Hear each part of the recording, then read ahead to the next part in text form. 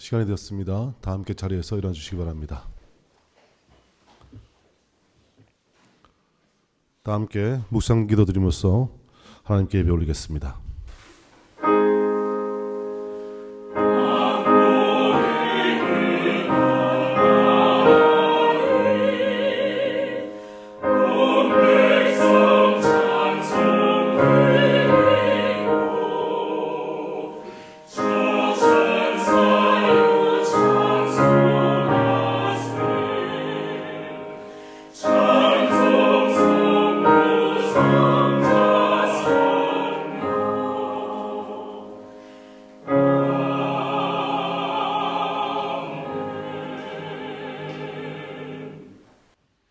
다 함께 찬송가 37장 찬양하시겠습니다.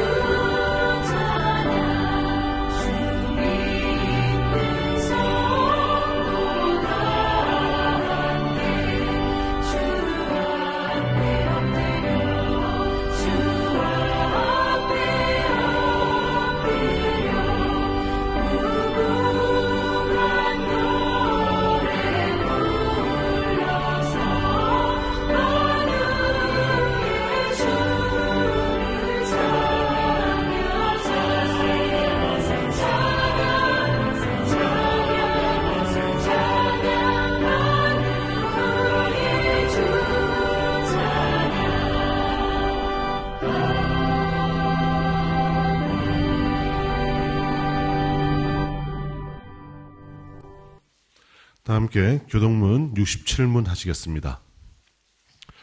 지혜를 얻은 자와 명철을 얻은 자는 복이 있나니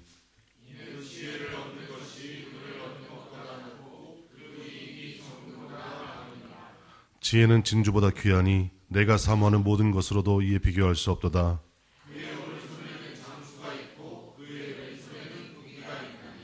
그 길은 즐거운 길이요 그의 지름길은 다 평강이니라.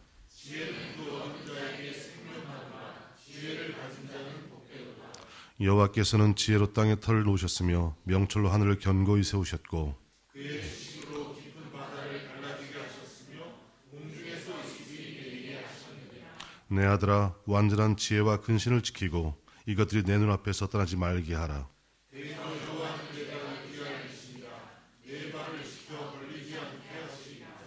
아멘. 다 함께 사도신경으로 신앙 고백하시겠습니다.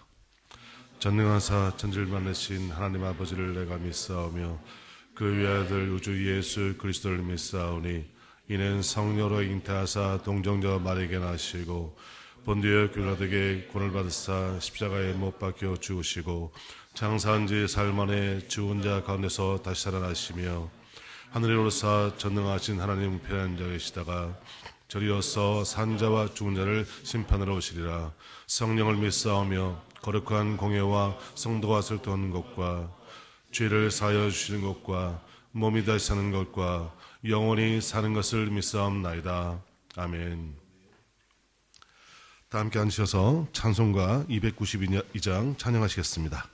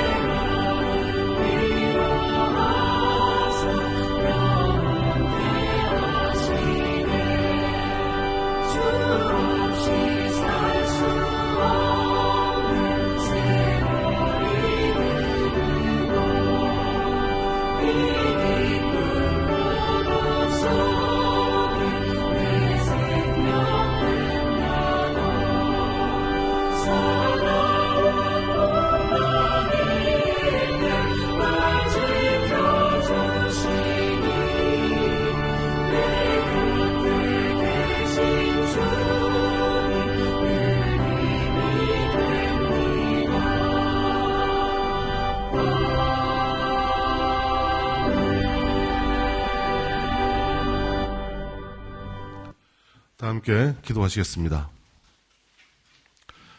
우리의 목자 되시는 주님, 오늘도 주의 백성들을 주님의 전에 모여 예배드리게 하심을 감사드립니다. 일주일 동안 세상 속에서 수고와 땀을 흘리게 하시고 오늘 주의 전에서 찬양과 기도 올리게 하시니 감사합니다. 전쟁의 소문과 지진의 소용돌이로 세상이 어지럽고 혼란스럽습니다. 주님, 이 시간 간절하게 세상의 평화와 무너진 공동체 회복을 위하여 기도합니다. 사랑하는 교회를 위해서 기도합니다. 말씀이 깨어있고 사랑을 나누며 화평한 교회가 되기를 소망합니다. 위로와 안식이 있는 교회가 되기를 소원합니다. 나눔과 실천이 있는 교회가 되기를 소원합니다. 주님, 날마다 깨어 기도하게 하시고 말씀 속에서 삶의 지혜를 찾게 하시며 그리스도의 십자가의 영광이 우리 삶의 목표가 되게 하여 주시옵소서. 말씀을 전하실 목사님께 성령께서 함께 하시고 진리를 깨닫게 하시며 말씀의 능력으로 함께 하여 주시기를 소원합니다. 찬양을 통해 영광 돌리는 호산나 찬양대를 축복하시고 그 찬양과 더불어 주님에 대한 사랑과 우리의 믿음 또한 온전히 받으시기를 소원합니다. 오늘 우리 교회를 처음 나오신 분들을 위해서 기도합니다. 그들의 마음에 위로와 기쁨과 행복이 함께하기를 원합니다. 이 모든 말씀을 우리를 구원하신 그리스도 예수 이름으로 간절히 기도합니다. 아멘.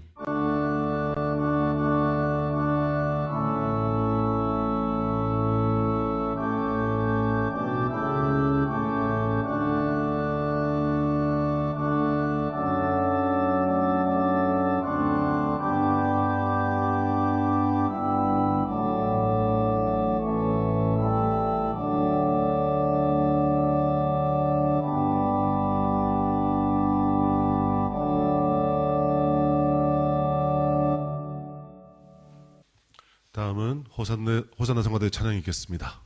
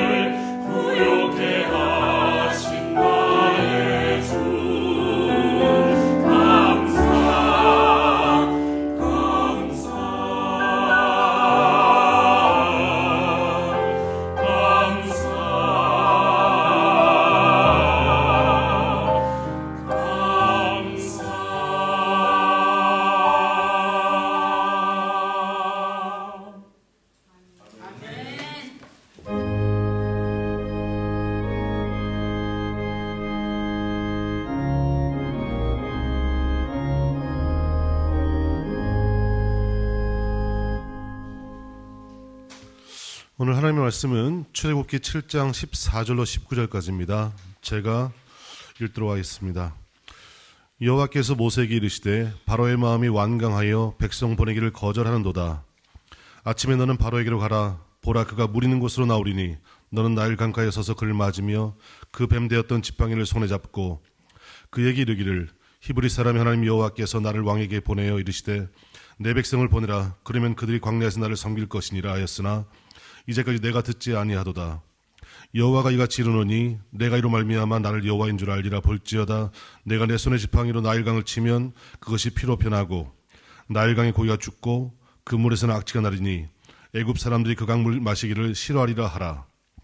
여호와께서 또 모세에게 이르시되 아론에게 명령하기를 내 지팡이를 잡고 내 팔을 애굽의 물들과 강들과 운하와 못과 모든 호수 위에 내밀라 하라. 그것들이 피가 되리니 애굽 온 땅과 나무 그릇과 돌 그릇 안에 모두 피가 있으리라. 아멘. 이제 목사님 나오셔서 나를 여호와인 줄 알리라는 말씀으로 말씀 증거하시겠습니다.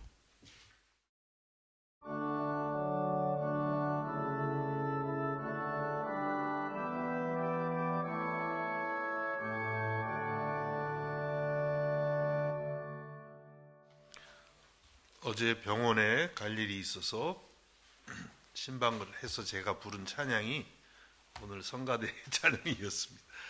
독일어로 물론 불렀죠. 독일어로 여러분 앞에서 부르고 싶은 마음이 간절한데 절제하도록 하겠습니다. 예, 감동이 되네요. 여러분은 하나님을 어떻게 믿게 되셨나요? 열심히 하나님을 찾으셔서 믿게 되셨나요? 아니면 우연히 하나님을 알게 되었나요? 또 아니면 부모님을 통해서 혹은 친구를 통해서 교회를 나오게 되셨나요? 여러 이유가 있겠지요. 그런데 가장 정확한 답은 우리가 하나님을 믿게 된 것은 우리가 하나님을 찾아서가 아니라 하나님이 하나님 자신을 우리에게 나타내셨기 때문이라는 거예요. 우리가 여기서 이제 착각을 하면 안 되겠습니다. 내가 하나님을 잘 찾아서 믿었지. 인간은 성경을 보면 하나님을 떠난 다음에 아예 하나님을 찾을 수도 없는 그런 존재가 되고 말았어요. 그런데 하나님께서 우리를 구원하시기 위해서 자신을 끊임없이 우리에게 나타내셨다는 것입니다. 이것이 하나님의 은혜인 것이죠. 이것을 또 조금 어려운 말로, 어렵지도 않지만 하나님의 자기 계시, 하나님의 자기를 나타낸 자기 계시, 계시 독일어로 오펜바룽 그러죠. 셀프스도 오펜바룽. 하나님이 자기를 계시하셨다고 말씀하십니다. 하나님이 어떤 방법으로 자신을 우리에게 나타내실까요? 계시하실까요? 몇 가지가 있는데 첫 번째는 천지 만물을 통해서 하나님이 지으신 천지 만물을 통해서 하나님이 자기의 영광을 나타내시는 거예요. 로마서 1장에 있습니다. 그래서 여러분들이 예수님 믿은 다음에 하늘을 보면 거기서 하나님의 영광을 볼 수가 있어야 돼요. 야, 하나님의 영광이 이렇게 놀랍게 하늘에 나타났구나. 이렇게 은혜가 있기를 주님의 이름으로 축복합니다. 또 하나님은 하나님의 말씀인 성경을 통해서 자기를 계시하셔요. 그래서 여러분들이 하나님 음성을 듣고 싶다 그러면 하나님 음성을 좀 들려주세요. 안 들리나 들리나 이러시면 안 돼요. 그럼 하나님 음성이 아니라 다른 이상한 음성이 들릴 수 있습니다. 성경 말씀이 바로 하나님의 말씀이에요. 그래서 우리가 이 말씀을 읽고 듣고 묵상할 때 하나님이 오늘날도 이 성경 말씀을 통해서 여러분들에게 말씀을 하세요. 크게 말씀을 하세요. 그래서 여러분들이 마음을 열고 성경을 대해야 돼요. 성경 안 읽으면 굉장히 손해나는 거예요. 하나님이 성경 붙들고 읽는 사람에게 계속 말씀하시는데 날마다 말씀하시는데 그걸 다 놓치고 산다고 생각해 보세요. 세상에서 우리가 뭐 돈 손해 나는 거는 그냥 뭐 억울하죠. 그렇죠? 어디 가서 10유로만 잃어버려도 그냥 하루 종일 기분이 안 좋은데 이 하나님의 말씀은 이거 뭐 엄청난 거거든요. 놓치면 안 돼요. 하나님은 성경을 통해서 말씀하고 계시고 자기를 계시하시고 계세요. 또 하나님은 무엇보다도 예수 그리스도를 통해서 자기를 계시하셨습니다. 예수님이야말로 하나님의 완전한 계시예요. 인간이 하나님을 더듬어서 찾을 수가 없기에 하나님이 친히 인간의 몸을 입고 이 땅에 오셔서 하나님 자신을 보여주신 분이 바로 예수 그리스도가 되는 것입니다. 그래서 여러분들이 성경을 통해서 예수님을 만나고 예수님의 말씀을 듣고 예수님이 행하신 일들을 볼 때에 거기에서 하나님을 만나고 보게 되는 것입니다. 하나님이 이렇게 다양한 방법으로 우리에게 자신을 나타내셨어요. 여러분은 어떻게 하나님을 만나셨는지 한번 하나님의 이런 다양한 계시들을 생각해 보시기 바랍니다. 그리고 무엇보다도 오늘 본문과 관련해서는 하나님은 여러 가지 이적 혹은 기적 또 역사적인 사건을 통해서 하나님을 우리에게 나타내십니다. 우리가 읽은 오늘 이 본문이 바로 그와 같은 하나님의 계시예요. 하나님이 이제 이 출애굽기 7장에서 12장까지 6장, 오늘은 6장의 대부분을 말씀드리는 거예요. 목사님이 출애굽기를 얘기하시는데 저게 언제 끝날래나 하시는 분들이 오늘 샥 이제 지나가는 거죠. 이 6장을 통해서 10가지 큰 재앙을 말씀하셨는데 이제 오늘 한번 보고 다음 주 두 번에 나눠서 10가지 재앙 그리고 그 교훈을 한번 여러분과 나누고자 하는 것입니다.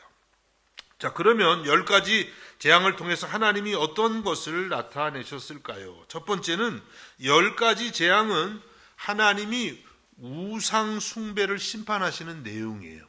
우상이 있죠, 우상. 예? 상을 만든다든지 여러 가지 아니면은 하나님보다 더 사랑하는 것, 의지하는 것, 그 모든 것을 하나님은 싫어하시고 심판하신다는 내용이 있습니다. 그래서 10가지 재앙 중에 오늘은 9가지 재앙. 큰일이네요. 이걸 언제 다 짧게 9가지 재앙을 제가 요약해서 말씀을 드리면 여러분은 집에 가셔서 읽어보셔야지. 예? 한번 9가지 재앙을 읽어보세요. 첫 번째 재앙은 뭐냐면 나일강이 피로 변하는 재앙이에요. 나일강, 이집트의 젖줄이라고 할 수 있는 그 큰 나일강이 아론이 자기 지팡이로 나일강을 쳤을 때 하나님 명령대로 쳤을 때 나일강 물이 피로 변했습니다. 피로 변하니까 거기서 더 이상 생물이 살 수가 없죠. 고기들이 다 죽어가지고 나일강에서 피 냄새에 더하기 이 죽은 이 물고기들의 그 죽은 악취가 거기에서 나게 되었습니다. 오늘 본문 출애굽기 7장 17절과 18절을 읽어봅니다. 여호와가 이같이 이르노니 내가 이로 말미암아 나를 여호와인 줄 알리라. 볼지어다 내가 내 손에 지팡이로 나일강을 치면 그것이 피로 변하고 나일강의 고기가 죽고 그 물에서는 악취가 나리니 애굽 사람들이 그 강물 마시기를 싫어하리라 하라. 예, 계속 말씀드려왔지만 애굽 사람들은 나일강을 신적인 존재로 여겼어요. 옛날에는 뭐가 좀 대단한 게 있고 그러면 사람들이 그것을 전부 신격화했던 것 같아요. 그래서 나일강을 다스리는 신이 있다고 믿었고 사실은 그 나일강 자체를 신적인 존재로 그렇게 여겼던 것입니다. 그런데 하나님께서 그 나일강을 치시니까 어떻게 됐습니까? 나일강이 핏물로 변하게 되었다는 것이죠. 우리가 이 첫 번째 재앙을 통해서 무슨 교훈을 얻을 수가 있겠습니까? 그것은 다른 것이 아니라 우리들의 삶에서 하나님이 주신 선물에 우리가 집착하면 안 된다는 거예요. 이 나일강이 이 애굽에게 있어서는 가장 큰 신의 선물이라고 여겼어요. 그런데 그들은 그 선물을 주신 하나님을 알지 못했고 그 나일강 자체를 숭배했던 것이죠. 그리고 그런 숭배하는 그들의 그 마음이 온갖 신들을 만들어 냈던 것입니다. 여러분, 우리들도 이럴 때가 종종 있죠. 하나님이 많은 선물들을 주십니다. 여러분, 하나님 선물 한번 세어보세요. 별로 없나요? 난 아무것도 주신 게 없는 것 같아. 예, 여러분 자신이 선물이죠. 하나님이 생명을 주셨다는 것. 여러분 자녀가 하나님 주신 선물이고, 여러분의 잘생기신 얼굴도 하나님의 선물이고. 아니, 저는 그냥 이런 말씀드리면 아무도 시험이 안 들어서 말씀드리는데, 항상 제 얼굴을 거울에 보면서 항상 감사하고 있어요. 왜 감사할까요? 시험에 들지 마시기 바랍니다. 아이, 참 멋있다. 참 좋다. 예? 시험에 안 드시죠? 네. 시험에 들면 큰일 납니다. 하나님이 주신 삶의 터전들, 얼마나 감사한 게 많아요. 그런데 우리가 잘못하면은 그 선물에 너무 빠져버린다는 거예요. 그 선물 주신, 왜 그런 거 있죠, 우리들도. 인간관계에서. 누가 선물을 좋은 걸 줬어요. 근데 그 주신 분은 그냥 까맣게 잊어버리고, 너무 좋다, 너무 좋다, 까맣게 잊어버려요. 하나님이 우리에게 귀한 선물들을 주셨는데, 그것을 주신 분을 잊으면 안 된다는 거예요. 그 주신 분을 생각하면서 감사하고, 또 하나님께 더욱더 예배하는 삶을 살아야 된다고 말씀하시는 것입니다. 이러한 깨달음이 있기를 주님의 이름으로 축복합니다. 그 다음에 이제 두 번째, 세 번째, 네 번째 재앙이 있습니다. 이 재앙은 이 작은 생물 혹은 곤충들의 재앙이에요. 그래서 두 번째 재앙은 개구리 재앙입니다. 예? 개구리 좋아하는 분 있나요? 개구리. 예, 개구리. 개구리가 당시에는요, 다산의 신이었대요. 또 개구리도 신적인 존재로 또 믿었어요. 개구리가 알을 많이 낳잖아요, 한 번에. 그러니까 옛날에는 다산, 풍요, 이게 굉장히 중요하니까 이 개구리를 신적인 존재로 여겼는데, 이 개구리를 하나님께서 재앙이 되게 하십니다. 그래서 출애굽기 8장 12절에서 14절을 보면, 모세와 아론이 바로를 떠나 나가서 바로에게 내리신 개구리에 대하여 모세가 여호와께 간구하며, 여호와께서 모세의 말대로 하시니 개구리가 집과 마당과 밭에서부터 나와서 죽은지라. 사람들이 모아 무더기로 싸우니 땅에서 악취가 나더라. 이렇게 말씀합니다. 그동안 다산의 신으로 여긴 이 개구리가 무더기로 죽은 거예요. 그러니까 결국 무슨 뜻입니까? 우상을 숭배하는, 내가 섬기던 그 우상이 결국은 나에게 재앙으로 돌아오고 말았다고 하는 것이죠. 그리고 세 번째 재앙은 이 재앙이에요. 이 아시죠? 요즘에 이가 거의 잘 없는데, 여러분들 연세 드신 분들은 어렸을 때 그냥 이를 달고 살았어요. 그냥 머리에 그냥 이가 지금은 이렇게 여러분 깨끗하게 다 앉아 계시지만 이가 얼마나 머리뿐만 아니라 옷에 그냥 얼마나 깊이 들어가 있었는지 몰라요. 그런데 이 아론이 땅에 이 먼지를 딱 쳤는데 그 전부 이가 돼가지고 온 땅에 이가 많다는 건 득실득실, 득실득실 그냥 가득했어요. 자, 그런데 애굽인들은 그 당시에요, 땅을 또 신으로 여겼다는 거예요. 땅. 근데 여러분, 땅을 신으로 이게 여기기가 참 어렵죠. 지금 터키에 이렇게 지진 나는 거 보면 우리가 이거 땅을 그렇게 믿고 살 만한 존재가 아니잖아요. 그래도 그 당시에 땅을 신으로 믿었어요. 왜냐하면 거기서 계속 곡식들이 나오니까. 그런데 그들이 숭배하던 그 흙이 이가 되어 그들을 괴롭히게 된 거예요. 그러니까 이것도 똑같은 거예요. 우상이 그들을 해치는 재앙으로 돌아온 것이에요. 네 번째 파리 재앙도 비슷한 것입니다. 애굽인들은 파리도 개구리처럼 다신의 신으로 믿었대요. 아니, 파리를 세상에. 근데 물론 우리가 보는 이 파리 이런 거하고는 좀 다르대요. 좀 거칠고 그렇다고 하는데, 그래서 그 파리를 잘 죽이지 않았대요. 근데 좀 참 이런 일이 있을 수 있나 생각하실지 모르지만 사실 우리 한국에도요 예전에 돈벌레라는 게 있었어요. 지금도 뭐 있겠지만 그리마라고 그랬는데 제 또래 되신 분들은 그거 잘 아실 거예요. 그리마. 지네같이 이렇게 생겨가지고 그냥 다리가 수도 없이 달렸는데 보면 정말 징그러운데 그게 집안에 들어오면 안 죽였어요. 왜냐하면 그게 돈을 가져온다고 믿으니까 밟을까봐 혹시나 많이 들어와라, 많이 들어와라, 더 들어와라, 돈 들어와라. 이걸 지금 무슨 얘기인지 모르는 분들은 굉장히 젊다는 뜻이에요. 그리마 한번 찾아보세요. 그러니까 이 사람들이 얼마나 어리석은지 이런 곤충들을 신으로 여긴다고 하는 거예요. 혹시 아직도 그리마 들어오면 돈 들어온다고 생각하시는 분들은 회개하시기를 바랍니다. 자, 그런데 이런 파리가 어떻게 됐을까요? 출애굽기 8장 24절 보니까 여호와께서 그와 같이 하시니 무수한 파리가 바로의 궁과 그의 신하의 집과 애굽 온 땅에 이르니 파리로 말미암아 그 땅이 황폐하였더라. 그냥 그 곤충이 얼마나 많은지 온 땅이 황폐케 되는 것입니다. 똑같죠? 자기들이 숭배하던 우상이 재앙이 되어서 돌아오는 사건이 되는 것입니다. 무슨 뜻입니까? 이 두 번째, 세 번째, 네 번째 재앙은 우리가 하나님 대신 믿고 의지하는 것이 결국은 뭐가 된다는 거예요. 우리에게 재앙이 된다. 이 말씀을 하시는 것입니다.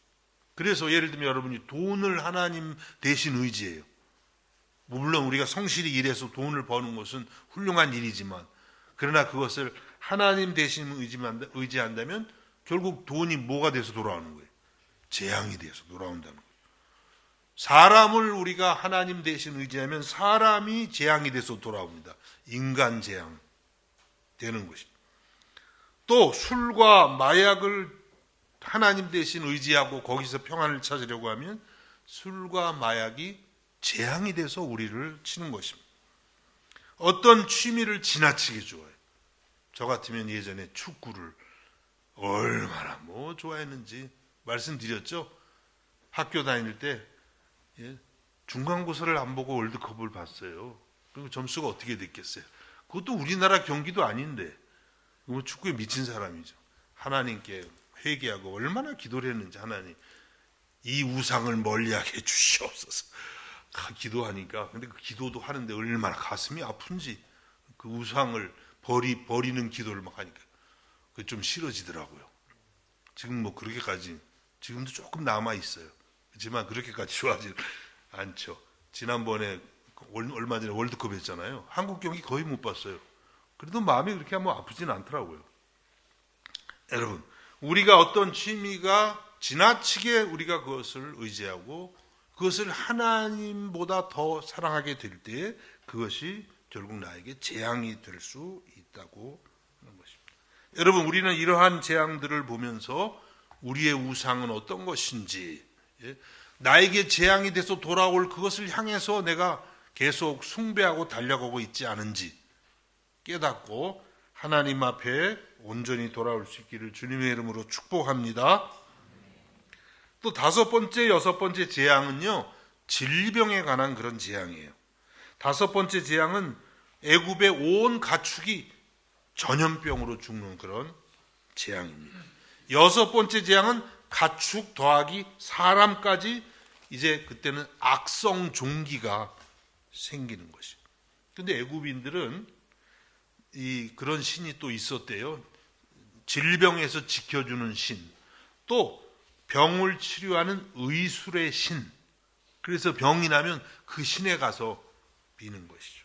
그런데 이 다섯 번째, 여섯 번째 재앙을 통해서 하나님께서 말씀하신 것은 그들이 의지하는 신들이 아무 힘이 없다는 거예요. 그들이 이런 질병이 걸렸을 때 그들 신에게 빌었겠죠. 그러나 그들의 신들이 아무런 역할을 하지 못한다는 것을 말씀하시면서 우리를 질병에서 지키고 치료하시는 분은 그런 우상들이 아니라 오직 여호와 하나님 한 분이시라는 것을 말씀해주고 계시는 것입니다. 그 다음에 일곱 번째, 여덟 번째 재앙은 농작물을 치시는 재앙이에요. 애굽은 농경사회거든요. 이스라엘은 애굽의 이제 북쪽의 그 고센 땅이라는 곳에 살았는데 이스라엘 사람들은 농경사회라기보다는 이 가축을 키우는 그런 유목민 사회인데 이 애굽은 농작물을 키웁니다. 그 농작물들을 치시는 재앙입니다. 7번째 재앙은 하늘에서 우박과 불이 쏟아져서 농작물들을 해쳐요. 여러분 우박 무서운 거 아시죠? 전 한국에서 잘 몰랐는데 여기 오니까 무섭더라고요. 대략 한 5월쯤 뭐 이렇게 되면 아니 맑은 하늘의 날벼락이라고 갑자기 우박이 떨어지는데 얼음 덩어리가 조금 과장해서 주먹만한 게 이게 조금 많이 과장했네요. 아니 하여튼 이 큰 덩어리들이 진짜 떨어지면 차 유리가 깨지더라고요. 아니, 실제로 제가 학생들하고 차 타고 저번에 이제 수련회 예전에 갔는데 차를 그 남의 차인데 세워놨는데 우박이 떨어가지고 전면 유리가 깨져버린 거예요. 그리고 우리가 있는 그 펜지온에 우박이 떨어져가지고 그 지붕이 다 헐어가지고 떨어져가지고 비가 새서 난리가 난 적이 있습니다. 그래서 그 빌려 탄 차 전면 유리 또 다 물어주고 그랬던 적이 있었어요. 무섭죠. 그 우박이 떨어져서 이 농작물들을 해쳤습니다. 그들의 경제적 기반을 하나님이 치신 것이죠. 또 8번째 재앙은 메뚜기 재앙인데 이 메뚜기 재앙도 마찬가지예요. 그 우박을 치실 때 그래도 남아있는 농작물들이 있었는데 하나님이 메뚜기 떼를 불어서 그냥 보내니까 그 메뚜기 떼가 전부 갉아먹는 그런 재앙이 왔던 것입니다. 그래서 이 말씀은 이제 그들이 이 농작물들이 잘 되게 하려는 그런 신들이 또 있었을 거 아니에요. 풍요로운 삶을 위해서. 그런 신들을 다 심판하시고 하나님만이 우리의 경제를 책임지고 우리의 삶을 책임지시는 분임을 말씀하고 계시는 것입니다. 여러분, 물론 우리가 예수님 믿는 목적이 최종적인 목적이 뭐 부자 되려고 믿는 건 아니죠. 그러나 하나님은요, 우리가 하나님을 진실되게 믿을 때 우리의 삶을, 우리의 먹거리와 우리의 삶을 책임지시는 분인 줄로 믿습니다. 오직 우리 하나님만이 우리의 경제적인 문제를 책임지시는 주님이라고 말씀하고 계십니다. 그 다음에 9번째 재앙, 이것은 흑암 재앙, 흑암, 어두움. 애굽 온 땅에 캄캄한 흑암이 덮게 되는 그런 3일 동안 애굽 온 땅에 캄캄한 흑암이 임하는 것입니다. 물론 이제 이스라엘이 거하는 고센 땅은 예외예요. 거기는 하나님이 빛이 비쳐요. 태양이 비쳐요. 이것은 하나님께서 애굽인들이 가장 숭배하는 태양신을 심판하시는 거예요. 태양신의 이름이 라, 솔 라가 아니고 라예요. 라를 심판하는 거예요. 또 태양의 아들이라고 자처했던 바로를 심판하시는 것입니다. 이 심판을 통해서 하나님은 우리 인간에게 빛을 주시고 온기를 주셔서 살게 하시는 분은 우리 하나님 여호와라고 증거하고 계시는 것입니다. 이제 10번째 재앙은 다음 주일에 말씀을 드립니다. 여러분, 9가지 재앙들을 말씀드렸는데 우리에게 어떤 교훈을 주고 있습니까? 하나님은 하나님보다 우리가 더 사랑하는 우상들을 심판하시고 또 그렇게 우상을 숭배하는 우리들을 심판하신다는 거예요. 징계하시고 책망하신다고 하는 것입니다. 그리고 우리가 하나님보다 더 하나님을 대신해서 믿고 의지하고 따라가고 숭배하는 그 모든 것들이 결국에는 그 자체가 재앙이 돼서 나를 치신다고 그렇게 말씀하고 계시는 것입니다. 또 우리는 하나님께서 주신 선물들을 하나님보다 더 사랑해서는 안 된다는 거예요. 아무리 좋아 보여도 그것을 주신 하나님께 더 집중하고 그 하나님을 더 사랑하라고 말씀하고 계시는 것입니다. 여러분, 이 10가지 재앙들을 우리들이 생각하면서 하나님 앞에 우리가 숭배하는 모든 우상들을 다 내려놓기 원합니다. 그리고 오직 하나님만 의지하고 하나님만 사랑하는 여러분들이 될 수 있기를 우리 주님의 이름으로 축복합니다. 이제 두 번째, 세 번째는 좀 짧게 말씀드립니다. 두 번째 우리가 이 열 재앙을 통해서 생각하는 것은 여기 바로, 애굽의 왕 바로가 나오잖아요.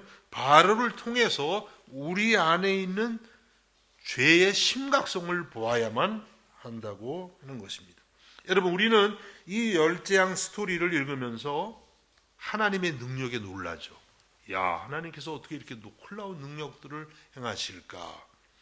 또 하나 동시에 놀라는 게 있는데 그것은 뭐냐면 바로가 어쩌면 이렇게 악할까? 바로가 너무나 고집스럽고 너무나 악하다. 재앙을 계속 내리면서 이스라엘을 내보내라고 그렇게 하는데 듣지를 않죠. 오늘 본문 출애굽기 7장 14절에 이렇게 말씀합니다. 여호와께서 모세에게 이르시되 바로의 마음이 완강하여 백성 보내기를 거절하는도다. 하나님께서 계속 이 첫 번째 재앙 전에도 하나님이 바로에게 분명히 증거들을 보여주셨는데 그럼에도 불구하고 마음이 완강, 고집스러워요. 그래서 하나님 백성을 내보내는 것을 거절한다고 말씀합니다. 그래서 하나님께서 이제 계속 재앙을 10가지나 이렇게 내리시는 거예요. 이제 재앙들을 쭉 읽어보면 어떤 시점에 가면 바로의 신하들은 깨달아요. 아, 이것이 하나님, 이스라엘의 하나님 여호와가 내린 재앙이구나 깨달아서 왕에게 이것은 하나님이 행한 것입니다 라고 말하지만 바로는 듣질 않아요. 깨닫지를 못합니다. 그리고 재앙이 이제 심해질수록 바로도 마음이 흔들리죠. 그렇지만 재앙이 거두어지면 다시 마음이 완악해집니다. 계속 반복되는 거예요. 출애굽기 8장 15절에 말씀합니다.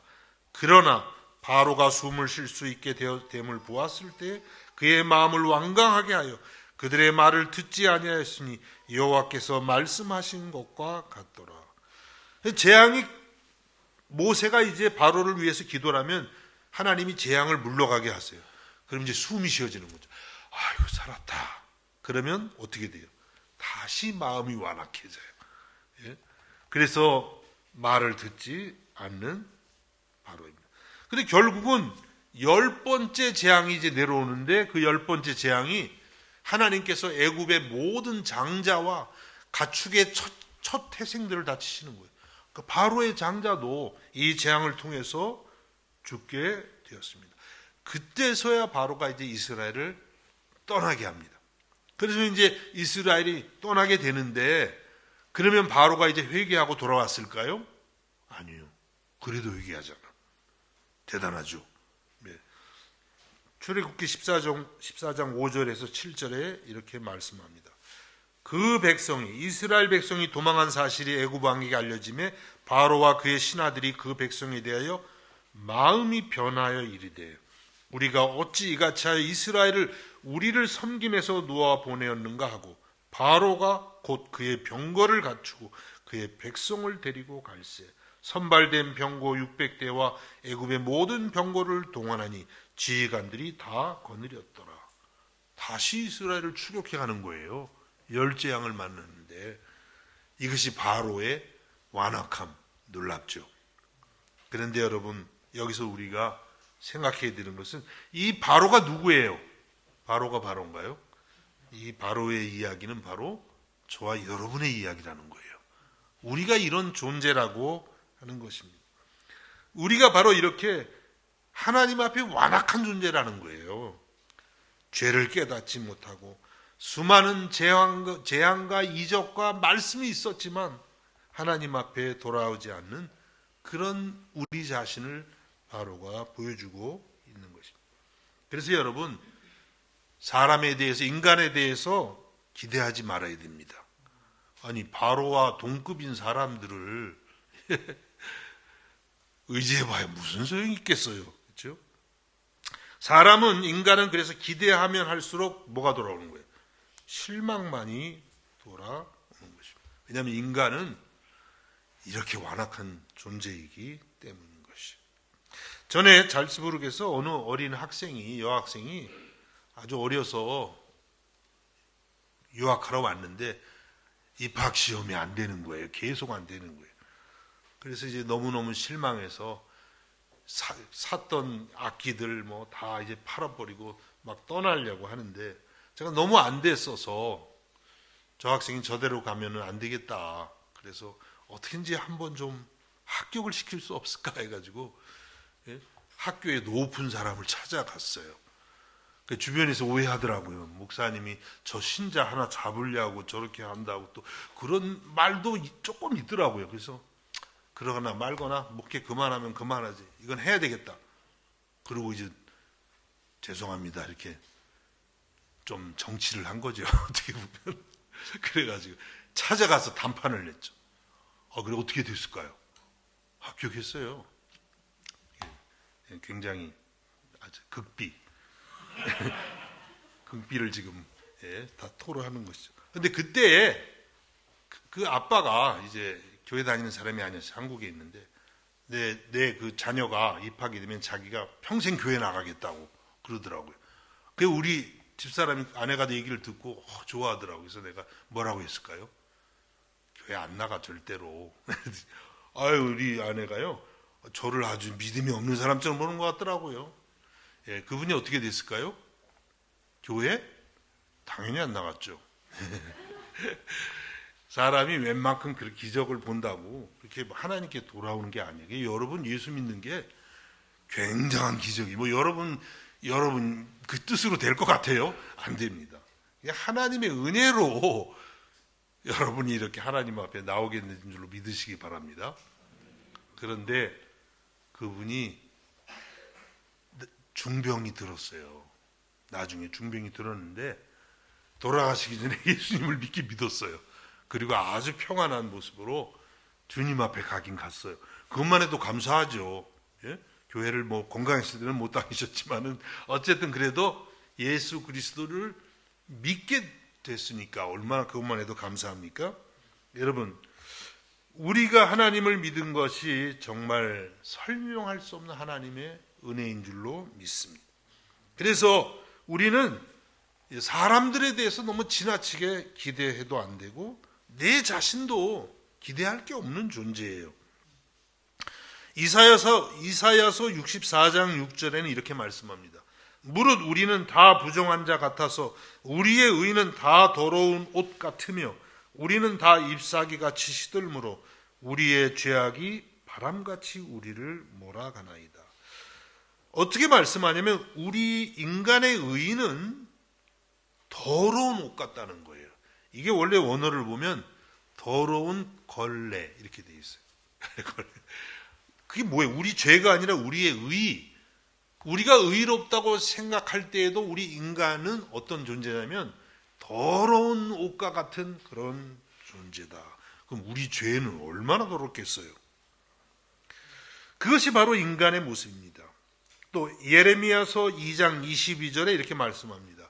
주 여호와의 말씀이니라 내가 잿물로 스스로 씻으며 내가 많은 비누를 쓸지라도 내 죄악이 내 앞에 그대로 있으리니. 잿물, 비누보다 더 독한 거죠. 예? 그런 걸로요 우리 안에 겹겹이 쌓여있는 이 죄악의 때를 아무리 씻으려고 해도 안 씻겨요. 얼마나 우리의 죄악들이 견고한지. 예? 많은 비누를 쓸지라도 우리의 스스로의 어떤 노력으로도 우리 안에는 죄악이 없어지지 않는다고 그렇게 말씀합니다. 그럼 이제 우리는 어떻게 해야 되나요? 이러한 심각한 죄성을 그냥 가지고 살아야 되는 것일까요? 그렇지는 않습니다. 우리에게 유일한 소망, 희망이 있습니다. 바로 예수 그리스도의 십자가의 은혜, 예수 그리스도의 십자가의 능력인 것입니다. 히브리서 10장 12절에서 14절에 이와 같이 말씀합니다. 오직 그리스도는 죄를 위하여 한 영원한 제사를 드리시고 하나님 우편에 앉으사 그 후에 자기 원수들을 자기 발등상이 되게 하실 때까지 기다리시나니 그가 거룩하게 된 자들을 한 번의 제사로 영원히 온전하게 하셨느니라. 예수님이 우리 죄를 위해서 십자가에서 영원한 제사를 드리셨다고 합니다. 그리고 이제 예수 그리스도를 믿는 우리들을 그 한 번의 제사로 영원히 완전하게 하셨다, 이렇게 말씀하고 있어요. 그래서 여러분이 예수 믿으면 그 예수님 십자가 대속의 은혜로 하나님 앞에 완전하게 되었다는 것이에요. 우리 안에 아직도 죄악이 겹겹이 쌓여 있지만 주님의 대속의 은혜로 하나님이 우리를 의롭다, 너는 이제 나의 거룩한 자녀다, 이렇게 선포하심을 믿으시기를 바랍니다. 이것이 우리의 유일한 소망이에요. 못 씻으니까 주님의 영원한 제사를 통해서 의롭게 된 것입니다. 그리고 실제로 우리의 속사람이 새로워지는 것도 십자가의 은혜밖에는 없습니다. 고린도 후서 5장 14절과 15절에 말씀합니다. 그리스도의 사랑이 우리를 강권하시는도다. 우리가 생각하건대 한 사람이 모든 사람을 대신하여 죽었은즉 모든 사람이 죽은 것이라.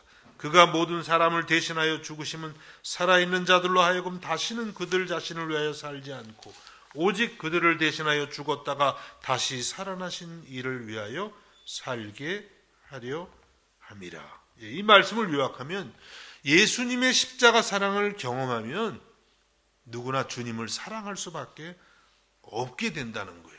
나의 죄를 대신해서 십자가에서 죽으신 그 예수님, 우리가 그분을 믿는다면 우리들도 예수님을 사랑할 수밖에 없고 우리의 전생애를, 우리의 전부를 주님을 위해서 드릴 수밖에 없는 그런 사람이 된다고 말씀하고 계시는 것입니다. 십자가 사랑에 감동이 될 때에 우리 삶이 진정으로 변화된다고 말씀하고 계시는 것입니다. 여러분, 날마다 주님의 이 십자가 사랑 앞에 나가서 우리의 완악한 마음이 다 깨지고 바로의 그 완악한 그 마음 같은 우리 마음이 깨져서 주님 앞에 낮아지고 겸손해지고 온유한 그런 심령들이 될 수 있기를 예수님의 이름으로 축복합니다. 마지막 세 번째로는 오늘 이 열재앙을 통해서 하나님이 말씀하시는 것은 우리 하나님은 이 완악한 바로와 애굽 사람들도 구원하기 원하신다는 거예요. 여러분, 우리가 열재앙 스토리를 들으면서 고소하다, 잘 됐어, 이렇게 맞아야 싸지 혹시 그러고 읽지 않습니까? 진짜 저는 좀 그러고 읽었어요. 사실 열재앙을 보면 야, 진짜 하나님 멋있다. 그 완악한 바로를, 하나님 백성을 치는, 이 괴롭히는 바로를 얼마나 그냥 하나님이 능력으로 치시는지. 네, 그런 생각은 잘못된 생각입니다. 하나님은요, 바로도 하나님 알기를 원하신다는 거예요. 그 말씀이 모든 재앙마다 기록이 돼요. 오늘 본문 출애굽기 7장 17절에 이렇게 말씀합니다. 여호와가 이같이 이르노니 내가 이로 말미암아 나를 여호와인 줄 알리라. 볼지어다 내가 내 손에 지팡이로 나일강을 치면 그것이 피로 변하고.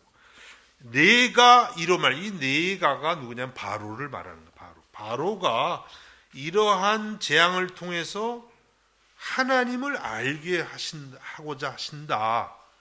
그것이 하나님이 재앙을 주시는 목적이라고 말씀하는 것입니다. 그래서 하나님이 열재앙을 내리시는 첫 번째 목적은 이스라엘을 출애굽시키는 거예요. 그렇죠? 이스라엘 사람들을 출애굽시켜서 예배하는 하나님의 백성 만들게 하시려. 그 다음에 두 번째 목적은 이스라엘뿐만 아니라 애굽의 이 바로와 애굽 사람들과 전 세계의 모든 사람들에게 여호와 하나님만이 참되신 하나님인 것을 나타내고 그들도 하나님을 알게 하시려고 재앙을 허락하고 계시는 것입니다. 그래서 실제로 출애굽기를 우리가 열재앙을 계속 읽어보면 이런 말씀이 나와요. 출애굽기 12장 37절과 38절에 이스라엘 자손이 람셋을 떠나서 숫곳에 이르니 유아 외에 보행하는 장정이 60만 가량이요 수많은 잡족과 양과 소와 심히 많은 가축이 그들과 함께 하였으며. 이건 이제 드디어 열재앙이 끝나고 이스라엘이 엑소도스 출애굽을 하는데, 이제 남자들 장정만 60만 명, 굉장하죠. 그 다음에 뭐가 있어요? 수많은 잡족. 이렇게 번역을 해도 되는지 모르겠어요. 수많은 잡족이 누굴까요? 이 사람들이 이스라엘 사람들을 제외한 수많은 다른 이방인들도 있었다는 거예요. 이스라엘만 출애굽한 게 아니에요. 그래서 이 수많은 잡족 안에는 많은 애굽인들도 있었던 거예요. 그리고 또 이게 뭐 그 당시 세계 최대의 제국이니까 또 외국에서 이스라엘처럼 많이 끌려와서 거기서 살아가는 사람들도 있고, 그들이 10가지 재앙을 다 경험했을 거 아니에요. 그걸 보면서 이스라엘의 하나님, 저 히브리인들의 하나님이 진짜 하나님이다. 우리도 그 하나님을 믿기로 했어. 그러면서 이스라엘 사람들과 함께 출애굽의 대열에 참여했다는 것이죠. 그러니까 여러분, 이 출애굽은요, 이스라엘 백성만의 것은 아니에요. 물론 주로 이스라엘 백성을 위한 것이지만 애굽을 포함한 여러 민족을 위한 것이기도 한 것입니다. 그래서 우리는 이 열재앙을 보면서 하나님의 선교적인 그런 마음, 선교적 마인드 이렇게 말하잖아요. 그 선교적 마인드를, 하나님의 마음을 우리는 읽을 수가 있는 것입니다. 하나님은 이스라엘뿐만 아니라 바로도, 이방인들도 다 여호와를 알기 원하신다는 거예요.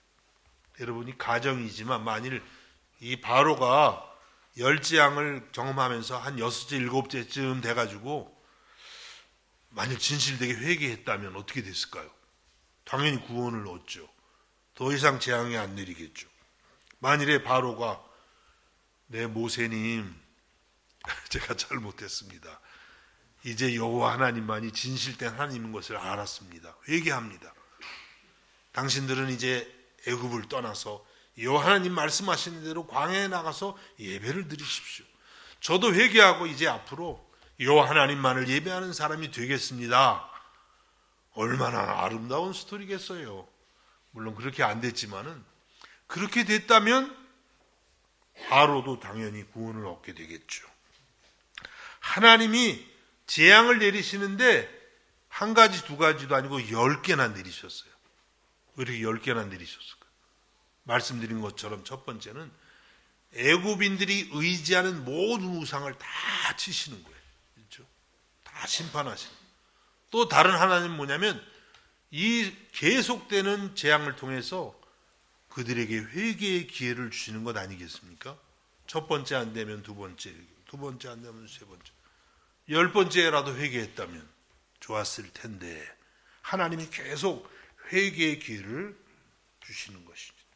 여러분, 오늘도 하나님이 우리에게 회개의 기회를 주세요. 지금 이 우리가 사는 시대에 얼마나 재앙이 많습니까? 연속이에요. 그렇죠? 코로나 있었고, 아직 끝나지도 않았지만 우크라이나 전쟁이 있더니 터키에 또 지진이 얼마나 또 참 참혹한지, 이런 재앙들을 보면서 우리가 무엇을 깨달아야 될까요? 우리들 안에 있는 우상을 다 깨트리라는 거예요. 하나님 앞에 우리의 모든 우상을 버리고 참되고 유일하신 우리 하나님, 참되고 유일하신 우리 구주 예수 그리스도를 더욱 의지하고 사랑하라고 하는 줄로 믿습니다. 여러분, 이 10가지 재앙을 보면서 이 시대를 보고 하나님 앞에 더욱더 회개하고 하나님을 더욱더 의지하고 사랑할 수 있기를 예수님의 이름으로 축복합니다. 기도하겠습니다. 오늘도 여러 가지 재앙을 통해서 우리의 우상들을 깨닫게 하신 하나님, 하나님이 우리에게 진정으로 원하시는 것은 재앙이 아니라 평안이고 미래와 소망을 주는 것이라고 말씀하셨습니다. 하나님 아버지의 그 깊은 뜻을 깨닫고 오늘도 우리의 우상들을 다 주님 앞에 고백하고 버리게 해주시고 오직 여호와 우리 하나님, 우리 주님 예수 그리스도를 더욱더 의지하고 사랑할 수 있는 저희들이 되게 하여 주옵소서.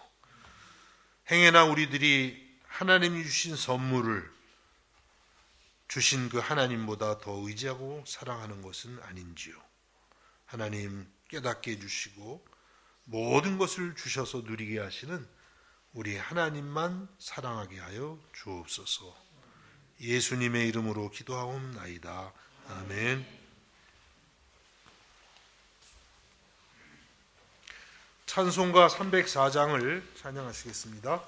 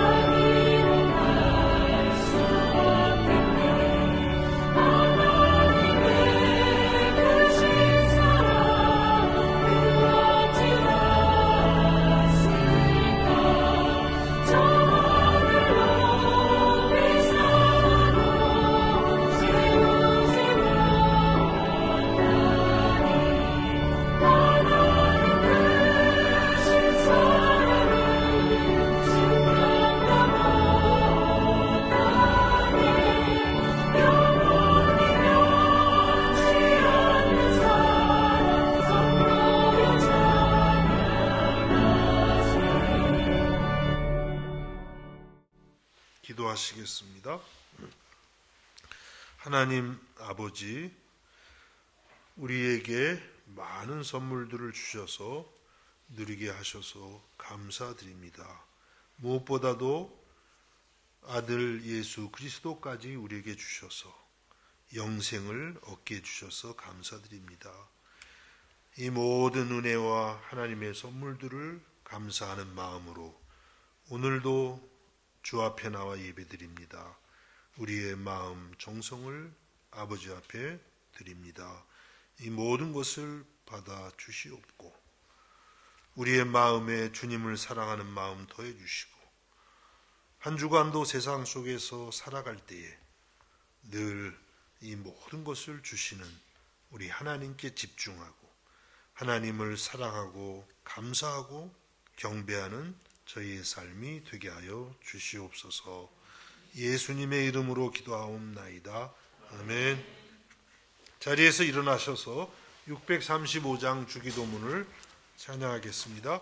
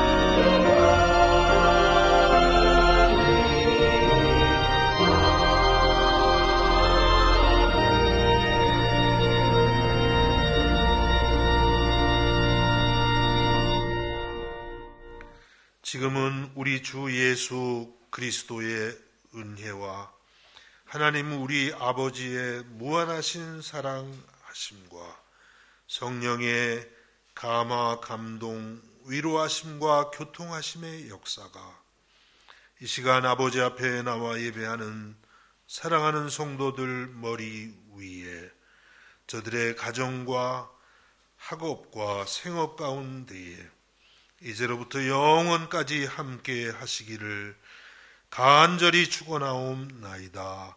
아멘.